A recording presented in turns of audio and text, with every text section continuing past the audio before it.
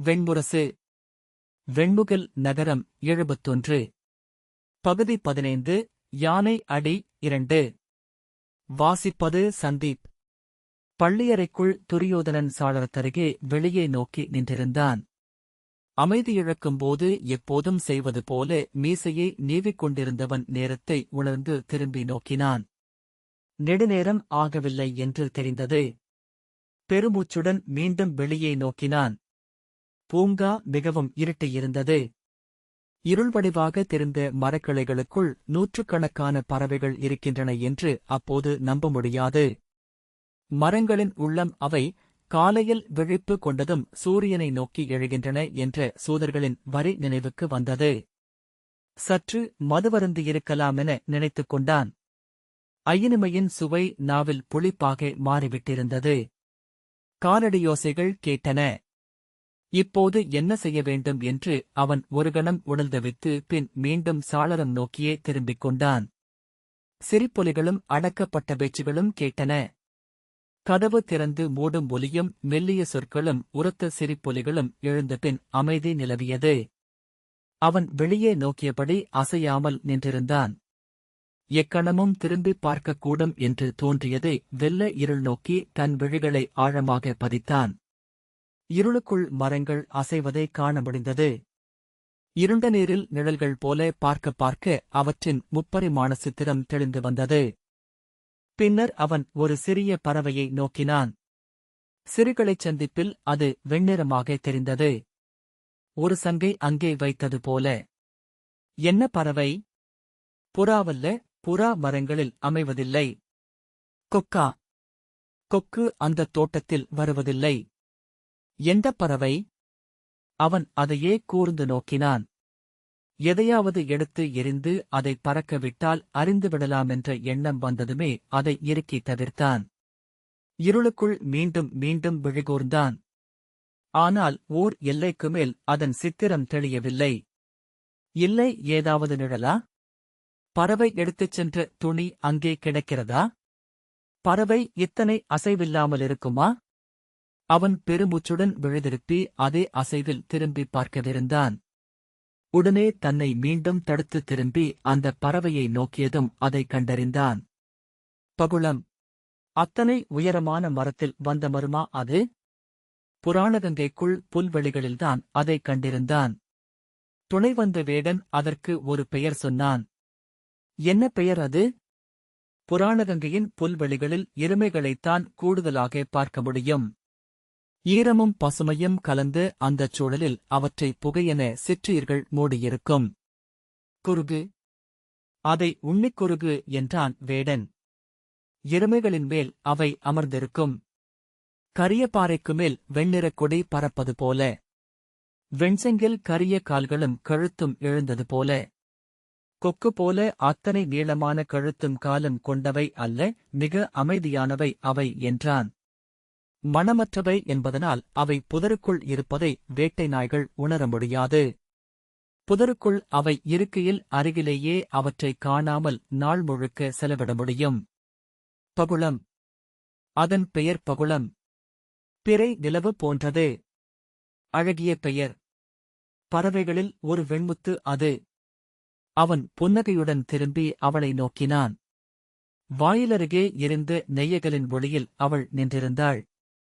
அவன் திரும்பிய ஓசையில் அவள் விழிகள் நிமிர்ந்து அவனை நோக்கின. விழி தொட்டதும் அவள் பார்வையை தாழ்த்திக் கொண்டாள். இங்கே வா என்று துரியோதனன் அழைத்தான். அவள் நிமிர்ந்தாள். அருகே வா என்றான். அவள் மெல்ல வளையல்களும் மேகலை மணிகளும் சரப்பொளி அடுக்குகளும் குலுங்க சிலம்பு ஒலிக்க அருகே வந்தாள். சற்று தடித்த வெண்ணிற உடல். உருண்டையான பெரிய புயங்களில் தோள்வளைகள் அழுத்திக் கவ்வியிருந்த மெந்தசை பிதுங்கியிருந்தது. கழுத்தெலும்புகள் தெரியாதபடி திரண்டிருந்த தோள்களின் மேல் சரப்பொளி நன்றாக பதிந்திருந்தது. வட்டமுகம். அவன் அத்துணை துல்லியமான வட்டமுகத்தை அதற்கு முன் பார்த்ததில்லை. மிகச்சிறிய மூக்கு. மிகச்சிறிய செவ்வுதடுகள் சிறிய குமிழ்மொட்டுகள் போல. சிறிய மலரிதழ்கள் போன்ற காதுகள். கொழுவிப்போரித்த கன்னங்களில் சிறிய பருக்களின் செம்மொட்டுகள். எப்படியோ அவள் மிக குளிர்ந்திருப்பாள் என்ற எண்ணம் அவனுக்கு வந்தது. கடற்சங்கின் குளுமை அந்த நிறத்தால் அப்படி தோன்றியதா? அவள் அருகே வந்து சற்று தள்ளி நின்றாள். இந்தத் தோட்டத்தில் ஒரு பறவையை நான் பார்த்தேன். எங்கே சொல்? அவள் கைகளை சாளர விளிம்பில் ஊன்றி வெளியே நோக்கினாள். திரும்பி அதோ அந்த மாமரத்தின் சிறுகிளையில். பகுளம் என்றாள். காசியில் நிறையவே உண்டு இது. இதை அங்கே சங்குக்குருகு என்று சொல்வோம். பார்ப்பதற்கு வெண்சங்கு போலவே இருக்கும் என்றாள். துரியோதனன் அவளை நோக்கி, சற்று முன் உன்னை பார்த்ததும் அப்படித்தான் நினைத்தேன், சங்கு போலிருக்கிறாய் என்றான். அவள் சட்டென்று சிரித்து, ஆம், எனக்கு இடையே இல்லை என்று காசியில் சொல்வார்கள். இளமையில் எப்போதும் செவிலி இடையில் அமர்ந்து உண்டு கொண்டே இருப்பேன் என்றாள். துரியோதனன் சிரித்து, இங்கும் உனக்கு உணவுக்கு குறைவிருக்காது. முடிந்தால் பேரரசரிடம் கூட நீ உணவுண்ணும் போட்டியில் இறங்கலாம் என்றான். பானுமதி சிரித்தபோது அவளுடைய பற்களும் மிகச்சிறியவை என்பதை துரியோதனன் கண்டான். அவள் தோளில் கை வைத்ததும் அவள் விழிகள் மாறின. அந்தக் கையை அவள் உரக்கண் வந்து தொட்டுச் சென்றது. அவன் குனிந்து, உன் உடல் பெரிதாக இருக்கிறது. ஆனால் விழிகளும் மூக்கும் சிறியதாக இருக்கின்றன என்றான். பிடிக்கவில்லையா என்று அவள் கேட்டாள். அவள் விழிகளுக்கு சிரிக்கத் தெரிகிறது என்று அவன் நினைத்துக் கொண்டான். சொல்லுங்கள், அவன் தடுமாறி, பிடித்திருக்கிறது என்றல்லவா சொன்னேன் என்றான். பெண்ணை நலம்பாராட்டுவதை இப்படியும் செய்ய முடியும் என்று இன்றுதான் அறிந்தேன் என்று சிரித்தாள். சுடர் ஏற்றப்பட்டு வெண்கலப் பாவை விளக்கு போல தோன்றினாள். அதை சொல்லலாமா? இழிவானதாக போய்விடுமா என்று அவன் எண்ணினான். என்ன எண்ணம் என்று அவள் அவன் மேல் மெல்ல சாய்ந்தபடி கேட்டாள். அவள் அத்தனை அருகில் வந்திருப்பதை அப்போதுதான் உணர்ந்தான். எந்தப் பெண்ணிடமும் அவன் அப்படி நடுங்கியதில்லை. அவன் தொடை ஆடிக்கொண்டே இருந்தது. மூச்சு திணற, இல்லை என்றான். சொல்லுங்கள், துரியோதனன். இல்லை, நான் எண்ணினேன். நீ சிறுக்கையில் சுடர் ஏற்றப்பட்ட பாவை விளக்கு போலிருக்கிறாய் என்றான். அவள் நிமிர்ந்து, இதுதான் நலம் பாராட்டல் என்றாள். இதை சொல்வதற்கென்ன, துரியோதனன்? நான் எவரிடமும் இதையெல்லாம் சொன்னதில்லையே என்றான். என்னிடம் சொல்லுங்கள். துரியோதனன் அவள் இடையை வளைத்து தன்னுடன் சேர்த்துக் கொண்டான். சரிதான் என்று அவள் சொன்னாள். என்ன என்றான். இடை பெரிது என்றார்கள். போதவில்லை என்று தோன்றுகிறது என்றாள். அவன் உரக்கச் சிரிக்க அவள் அவன் வாயில் கையை வைத்து, என்ன சிரிப்பு என்றாள். ஏன், சிரித்தால் என்ன? பானுமதி என்ன நினைப்பார்கள் என்றாள். யார்? அவள் புருவங்களை சுளித்து, கேட்பவர்கள் என்றாள். கேட்பவர்களா? இங்கே எவர் கேட்கிறார்கள் என்று கேட்டான். கேட்பார்கள். வெளியே நின்றிருப்பார்கள் என்றாள். யார் என அவன் தன் இடையில் கை வைத்தான். அங்கே வாள் இல்லாதது கண்டு திரும்பினான். அவள், சேடியர் விரலியர். அங்கே எத்தனை பேர் இருக்கிறார்கள் என்று யாருக்குத் தெரியும்? நாளை என்னை கேலி செய்ய வேண்டும் அல்லவா என்றாள். உடனே வாளுக்குக் கை நீட்டுவது என்ன பழக்கம் இது? துரியோதனன் அப்படியே பழகிவிட்டது என்றான். வாருங்கள் என அவள் அவன் கைகளை பிடித்து மஞ்சத்தை நோக்கிக் கொண்டு சென்று அமரச் செய்தாள். அவளும் அருகே அமர்ந்து கொண்டு, ஏன் நடுங்குகிறீர்கள் என்றாள். இல்லையே. நான் என்றான் துரியோதனன் தடுமாறியபடி. உண்மையில் என்று சொல்லி முடிக்காமல் புன்னகைத்தான். மது அருந்தவில்லை என்பதனாலா? அவன் அந்த சொல்லை பிடித்துக் கொண்டான். ஆம் என்றான். வேண்டுமென்றால் அருந்துங்கள், ஏவலனை வரச் சொல்கிறேன். துரியோதனன் அவள் கைகளை பிடித்து, வேண்டாம் என்றான். ஏன் என்று அவள் கேட்டாள். மதுவை விட உளமயக்குடன் இருக்கிறேன். அகிபீனாவை விட சிவமூலியை விட அவள் அவன் மேல் சாய்ந்து விழிகளில் சிரிப்புடன், எது என்றாள். அவன் அவள் விழிகளை அப்போதுதான் அண்மையில் பார்த்தான். கருணை கொண்ட விழிகள் என்று கிருபை சொன்னது நினைவுக்கு வந்தது. நீ என்றான். உன் கண்கள் கருணை நிறைந்தவை என்றார் கிருபை. பானுமதி சிரித்து, ஆம், என்னிடமும் சொன்னார் என்றாள். அந்தக் கருணையில் இருந்து நான் தப்பவே முடியாது என்றார். அவள் அவன் மேல் முகத்தை வைத்து மெல்லிய குரலில், தப்ப விழைகிறீர்களா என்றாள். இல்லை என்று அவனும் மெல்லிய குரலில் சொன்னான். மலர் மணத்துக்கு ஆடை மணத்துக்கு அப்பாலிருக்கும் உடல் மணம் என்ன சொன்னார்கள் என்றான். யார் என்றாள். இப்போது உன்னை உள்ளே விட்டுச் சென்ற பெண்கள். அவள் சிரித்து, உள்ளே அங்க நாட்டரசரும் துச்சாதனரும் இருக்கிறார்களா என்று பார்த்துக்கொள் என்றார்கள் என்றாள். துரியோதனன் உரக்க நகைத்தான். அது அவனை அந்தத் தருணத்தின் அத்தனை செயற்கையான இறுக்கங்களிலிருந்தும் விடுவித்தது. சேக்கையில் மல்லாந்து படுத்தபடி, உண்மையை சொல்லப்போனால் நான் அதைத்தான் எண்ணிக் கொண்டிருந்தேன். நான் இளையோன் இன்றி இருந்த நாட்கள் மிக மிக குறைவு. நான் பாதியாகி விட்டது போல தோன்றும் என்றான். பானுமதி, அங்க நாட்டரசர் நீண்ட நாள் தெற்கே சென்றிருந்தாரே என்றாள். ஆம், ஆனால் அவனை நான் எண்ணாமலிருந்ததில்லை. என் இளையோன் இழுத்து பல வகையிலும் கர்ணனைப் போன்றவன். அவனை ஒவ்வொரு நாளும் வரவழைத்து பேசிக் கொண்டிருப்பேன். பானுமதி, அவர்களுக்கு என்மேல் சினமிருக்கும் என்றாள்.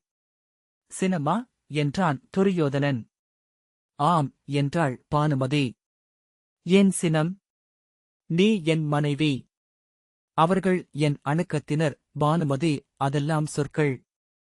அவர்கள் தங்கள் உள்ளத்தில் நிறைத்துள்ள இடத்தை நான் சற்று பறித்துக் கொள்கிறேன் அல்லவா என்றாள்.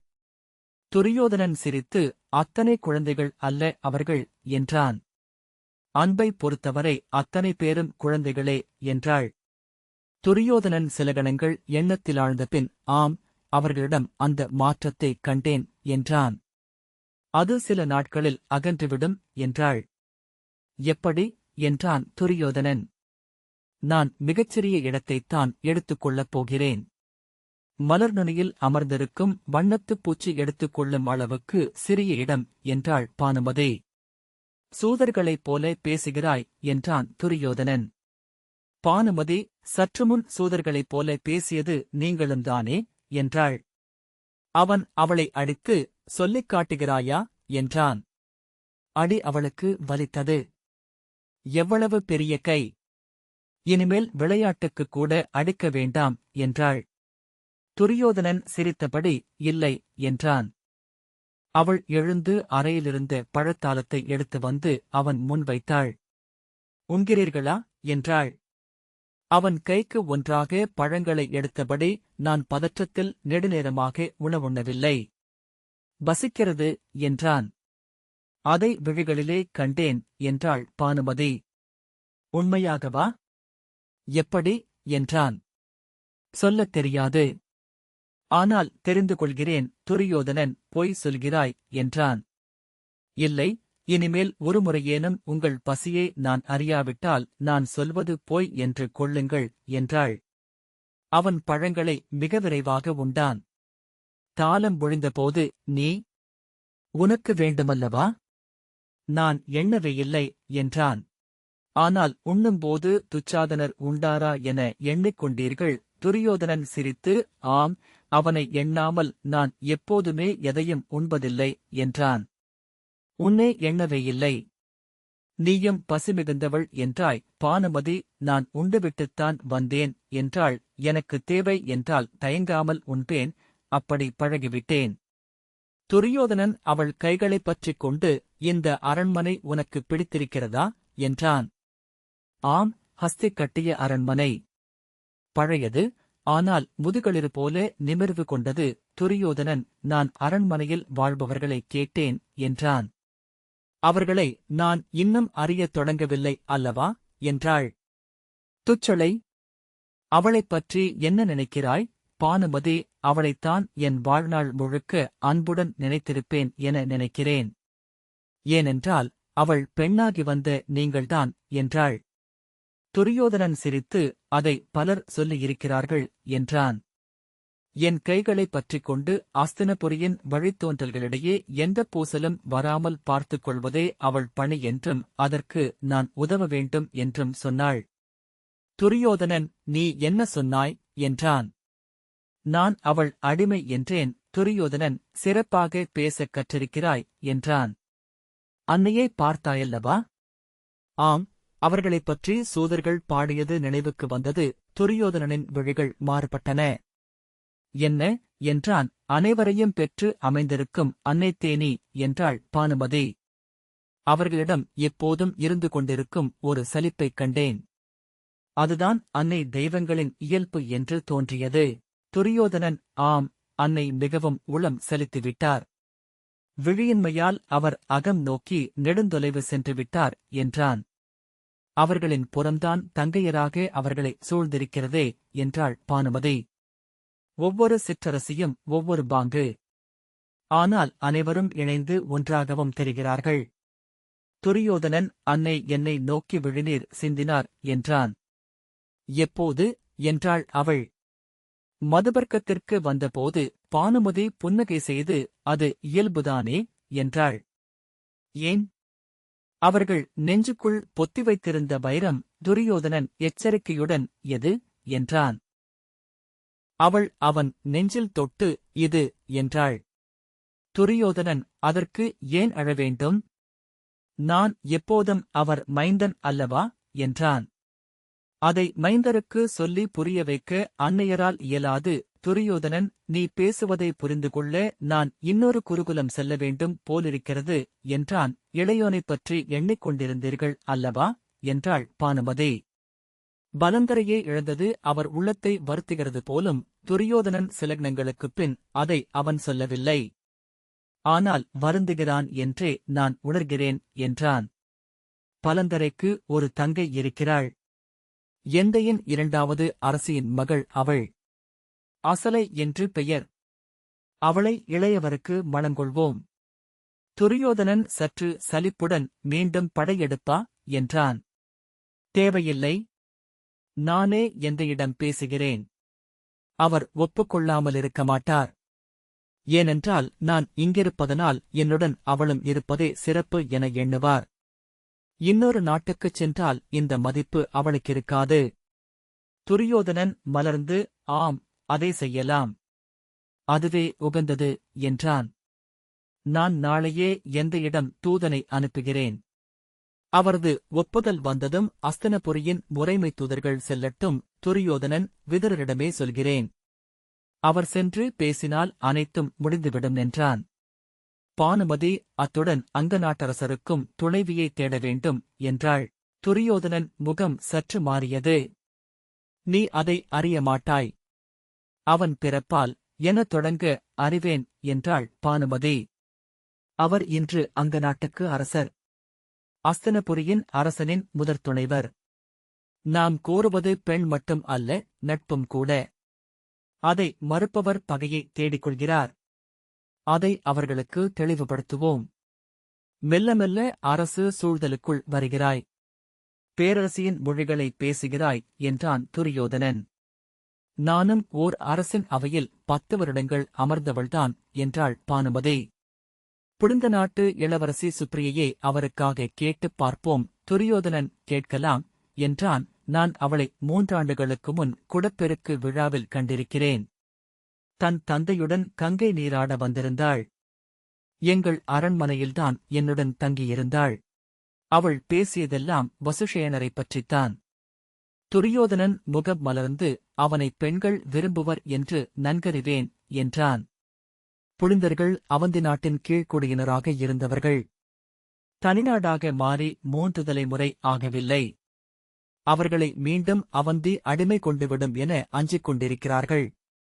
நர்மதைக் கரையின் அடர்காடுகளுக்குள் அவர்களின் சிறுநகர் இருப்பதனால்தான் இன்னமும் அவர்கள் வெற்றி கொள்ளப்படவில்லை. ஆனால் அவர்கள் நர்மதை வழியாக செய்து வந்த வணிகம் முழுமையாகவே நின்றுவிட்டது. அவர்களுக்கு வசுஷேனரின் மணத்தூது மூழ்குபவன் முன்னால் நீட்டப்பட்ட கையாகவே இருக்கும் என்று பானுமதி சொன்னாள். ஆனால் புலிந்தர்கள் மலைமக்கள் அல்ல, அவர்கள் மகதத்திற்கு இணையான தொல்கொடியினர். மகதத்தின் கிளை வழிகளில் ஒன்று தாயாதிகளால் துரத்தப்பட்டு காடுகளுக்குள் சென்று அந்நகரை அமைத்ததாகச் சொல்லப்படுகிறது. இன்று வசுஷேனருக்குத் தேவை வல்லமை வாய்ந்த நாட்டின் உறவல்ல, குலத்தொன்மை வாய்ந்த வலிமையற்ற ஒரு நாட்டின் உறவுதான். துரியோதனன் உளம் விம்ம இதை முடித்து விடுகிறேன். நாளையே என்றான். பானுமதி, இரு மணங்களும் முடிந்தால் தாங்களும் சற்று விடுபட முடியும் என்றாள். அவன் அவளை மீண்டும் அடிக்க கையோங்கி பின் தாழ்த்தி, சரிதான். அதற்காகத்தான் இந்த திட்டமா என்றான். பானுமதி விழிகள் மெல்ல மாறுபட்டன. நான் ஒன்று கேட்கலாமா என்றாள்.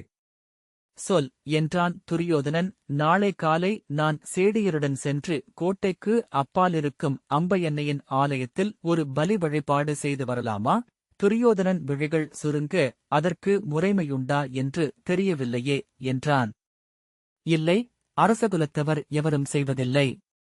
ஆனால் ஏவலரையும் பூசகரையும் அனுப்பி பூசை செய்கிறார்கள். துரியோதனன் அதை பீஷ்மபிதாமகர் விரும்புவாரா என்று தெரியவில்லையே என்றான். நான் அவரிடம் அதைப்பற்றி கேட்க முடியாது.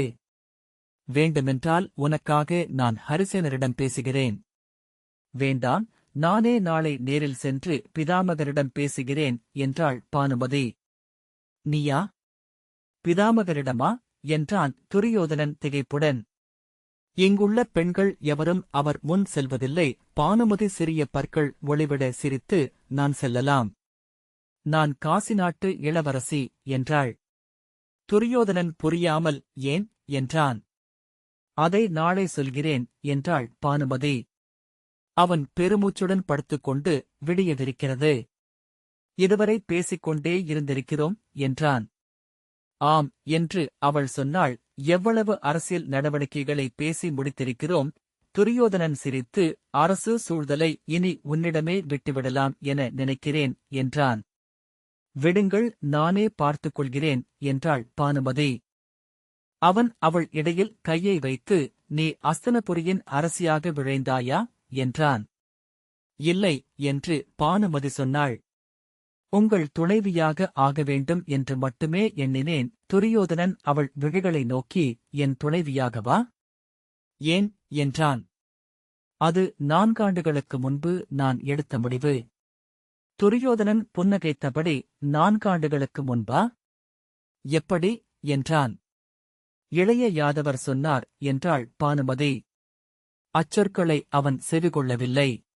துவாரகையை கட்டி முடித்ததும் குடமுழுக்காட்ட கங்கை நீர் கொள்வதற்காக இளைய யாதவர் காசிக்கு வந்திருந்தார். எங்கள் அரண்மனையில் தங்கினார். அப்போதுதான் என்று அவள் சொன்னதும் அவன் தோள் அதிரத் தொடங்கியது. புளிப்புண்டவன் போல தானாகவே சுருங்கிய விழிகளுடன் அவளை நோக்கினான். அவர் அங்கிருந்த 7 நாட்களும் நான் என் களித்தோழனுடன் இருந்ததாகவே உணர்ந்தேன் என்று சிறுமிக்குரிய துள்ளலுடன் பானுமதி சொன்னாள். நான் அதுவரை ஆண்களின் உலகுக்குள் சென்றதே இல்லை. என் தமையனுக்கும் எனக்கும் 20 வயது வேறுபாடு. அவர் என்னிடம் பேசியதே இல்லை. சிரிக்கும் ஆண் என நான் கண்டது அவரை மட்டுமே. அந்த 7 நாட்களும் நானும் சிரித்துக்கொண்டே இருந்தேன். அவன் முகமாறுதலை காணாமல் அவள் சொல்லிக்கொண்டே சென்றாள். அந்த 7 நாட்களில் நான் கற்றவையும் உணர்ந்தவையும் முழு வாழ்நாளுக்கு நிகர். அவர் துவாரகைக்கு விடைபெற்றுச் செல்லும்போது வாயில் வரைக்கும் சென்று, இனி எப்போது பார்ப்பேன் கண்ணா என்று கேட்டேன். ஒரு மயிர்பீலியை எடுத்துப்பார், நான் தெரிவேன் என்று சொல்லி சிரித்துவிட்டுச் சென்றார் என்றாள் பானுமதி. அன்று முதல் எப்போதும் என்னிடம் மயிர்பீலி இருக்கும். அவனா என்னைப் பற்றி சொன்னான் என்றான் துரியோதனன் உணர்ச்சியற்ற குரலில். ஆம், அவரும் நானும் என் அன்னையும் காலபைரவர் ஆலயத்தருகே கங்கை படிக்கட்டில் அமர்ந்திருக்கையில் என் அன்னை அவரிடம் எனக்குரிய மணமகன் எங்கிருக்கிறான் என்று சொல்லும்படி கோரினார். அவர் அனைத்தும் அறிந்தவர் என அவர் நம்பத் தொடங்கியிருந்தார் என்றாள் பானுமதி. உடலில் கூடிய துள்ளலுடன் அவனருகே மேலும் நெருங்கி அமர்ந்து அவன் கைகளைப் பற்றிக் கொண்டு சொல்லலானாள். கண்ணன் என்னை நோக்கியபின் என் தலையில் இருந்து மலர்ச்சரம் ஒன்றை எடுத்து 7 சிறிய மலர்களை ஒவ்வொன்றாக நீரிலிடும்படி சொன்னார். நான் ஒவ்வொரு மல்லிகையாக எடுத்து நீரிலிட்டேன். 7வது மல்லிகையை நீரிலிடும்போது மேலே யானை பிளிரியது. திரும்பிப் பார்த்தேன். எங்கள் பட்டத்து யானை அப்பால் விஸ்வநாதர் ஆலயத்தின் படியேறிச் செல்வதைக் கண்டேன். இளைய யாதவர் என் அன்னையை நோக்கி வேழம் என்றார். வேழத்திற்கு மனைவியாகி பேரரசியாக அரியணை அமர்வேன் என்றார். அன்னை யாரவர் என்று கேட்டுக்கொண்டே இருந்தார் என்றாள் பானுமதி. கிளுகிளுத்துச் சிரித்தபடி, ஆனால் யாதவர் புன்னகையுடன் அதை அவளே கண்டடையட்டும் என்று சொல்லிவிட்டார். நான் திகைத்து உளம் மயங்கியிருந்தேன். வெறும் தற்செயல், யாதவர் விளையாடுகிறார் என்று ஒரு பக்கம் தோன்றினாலும் மறுபக்கம் ஏதோ பொருளுண்டு என்றும் எண்ணிக்கொண்டேன். ஆனால் உண்மையில் எங்கோ உள்ளத்தில் தோன்றிவிட்டது என்று இப்போது தெரிகிறது என்றாள். அன்று மாலையே ஒரு சூதனும் விரலியும் வந்திருந்தனர். அரண்மனை மகளிர் குளத்தில் அவர்கள் பாடியபோது அஸ்தினபுரியின் கதை வந்தது. மதவேழமான ஹஸ்தியைப் பற்றி பாடினர்.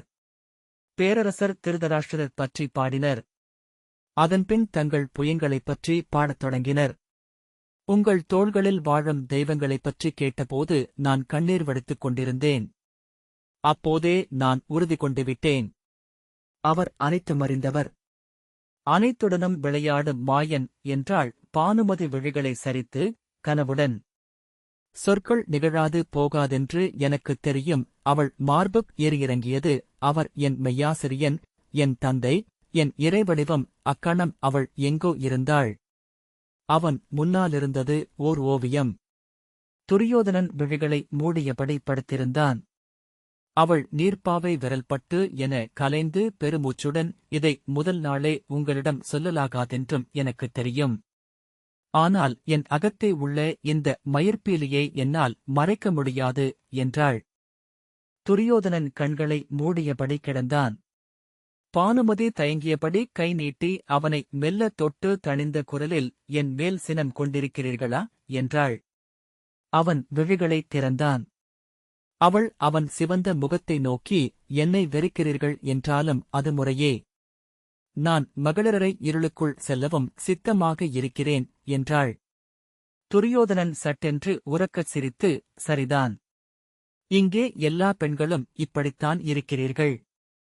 அங்கே என் அன்னையை எழுப்பி அவள் உள்ளமென்ன என்று நோக்கினால் அவள் மடியில் கைக்குழந்தையாக அந்த யாதவனை வைத்து குலவுவது தெரியும் என்றான். 10 அன்னையரும் அவனை மைந்தனாக எண்ணுகிறார்கள். துச்சளை அவனை உன்னைவிட வழிபடுகிறாள். பானுமதி உள்ளம் எளிதாகி நகைத்து, கிருஷ்ணன் என பெயரிட ஒரு மைந்தனை நானும் கனவு காண்கிறேன் என்றாள். துரியோதனன் உதடுகளில் மெல்லிய புன்னகையுடன், பெண் என்றால் கிருஷ்ணை என்று பெயரிடுவோம் என்றான். இந்த வாசிப்பை கேட்டதற்கு நன்றி.